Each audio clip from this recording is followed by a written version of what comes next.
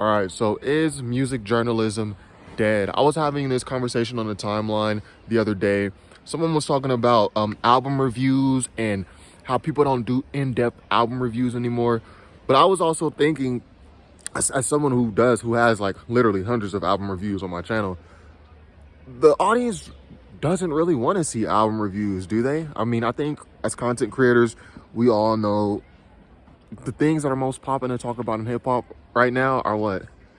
And to shout out, Miles, Kendrick Lamar, Drake, Kendrick Lamar, Drake. I made a joke like that's what my that's what my YouTube channel has been like the past 4 or 5 months. Kendrick Lamar, Drake, Kendrick Lamar, but this is what the people want to see. I mean, so they're saying people don't do in-depth album reviews anymore, and even me myself, I still do album reviews.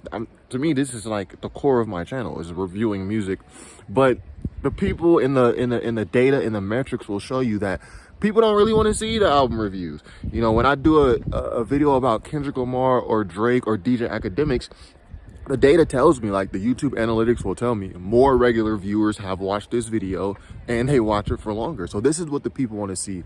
But I do hope I'm wrong, because I do think that guys like Anthony Fantano, who get a million, like I think he did like 1 million views the first 24 hours on his Kendrick Lamar GNX review, that gives me hope that, okay, people do still want to see this type of thing. But I just thought it was interesting, because on one hand, you can say, I totally understand someone saying, like, yo, people don't do in-depth album reviews anymore. They're not looking into the music. I agree with that. But on the flip side, do people want to see that at the same time?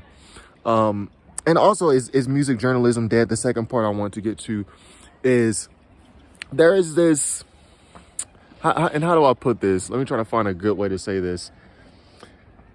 In reviewing albums and then just having music journalists in general, I don't think people, like the audience, the people being you, I don't think the audience really cares to see like a proper formal music journalist who's straight down the middle. Journalism is a skill, it's a trade, it's something that you're trained for.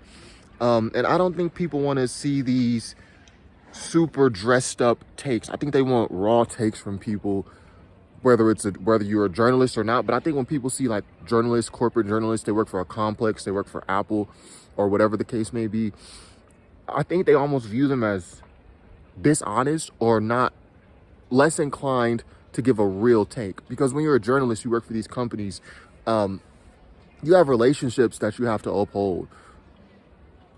It's not, I wouldn't say it's payola, but there are relationships that may stop you from saying something that you would normally say about an album or an artist or a label, because you have these relationships.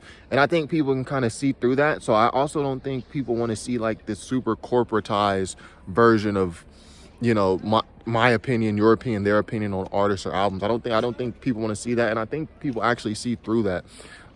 So is music journalism dead? That's the whole point of the video. I don't think it's dead. I think the people just want to see something different. I don't think they want these dressed up takes, these super suited up, corporatized takes. We know you got relationships with this artist, with this label. You're not going to say what you would normally say if you didn't have the takes. Whereas a guy like me or a guy like, someone else on YouTube, we're normal people. We're going to say whatever comes to mind, whatever we feel. I think that's generally what people like. But anyways, that's all I got for today.